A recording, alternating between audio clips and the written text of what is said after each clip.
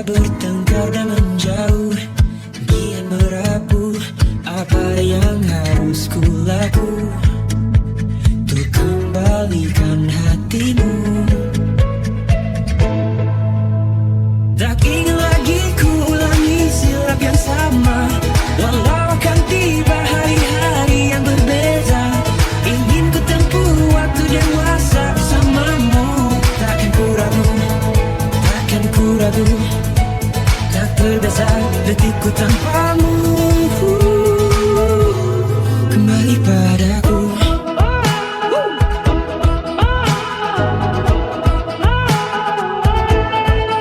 Oh, sesal tak henti, tiap kata di benak fikiran.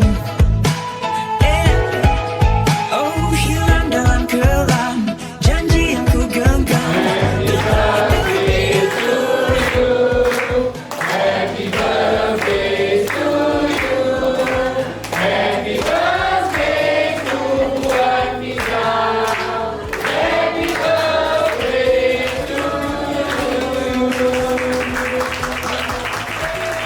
Assalamualaikum warahmatullahi wabarakatuh kepada semua yang hadir ini.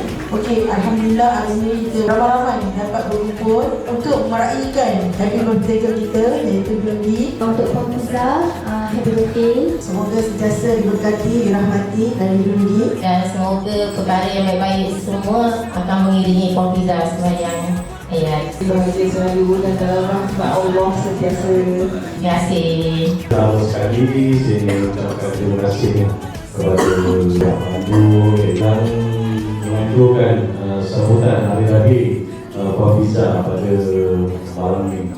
So, happy birthday, semoga terus sukses di dunia dan akhirat. Selamat hari lahir kepada adik saya, Puan Fiza.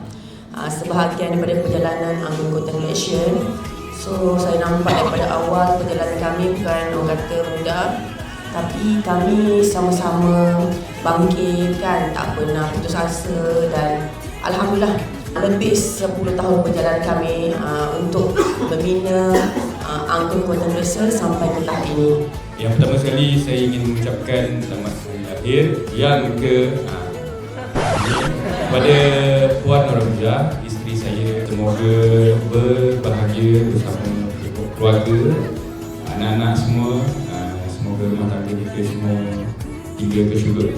Okey, pertama sekali saya mengucapkan ribuan terima kasih kerana mengajukan majlis sambutan hari lahir. Setiap tahun tak pernah miss kan. Saya tak pandai bercakap, tapi dengan penuh hati saya, dengan ikhlas hati saya, terima kasih banyak. Saya terharu. Saya mendoakan semoga dengan ucapan semua akan balik pada semua. Dengan ucapan yang baik akan balik pada semua juga. Okey, saya tak rasa itu. Takkan ku ragu, tak berdasar detikku tanpamu. Kembali padaku, dewasa bersamamu. Setiap waktu di sisi tanpa ada rasa ragu. Mentarikan bercahaya selagi kau masih percaya. Tak ingin lagi ku ulangi silap yang sama, walau akan tiba hari-hari yang berbeza. Ingin ku tempuh waktu dewasa bersamamu. Takkan ku ragu. Saya rasa ni hadiah pertama sebab apa? Sebenarnya benda-benda ni yang kita rasa kita memori kita sebenarnya. Yang kita akan simpan. Kita ingat bila tengok gambar ni sebenarnya, kita akan ingat balik masa ni sebenarnya. Sebenarnya benda ni saya suka sangat bukan sebab semata-mata emas saja, tapi adalah momen-momen dalam gambar ni sebenarnya sangat special.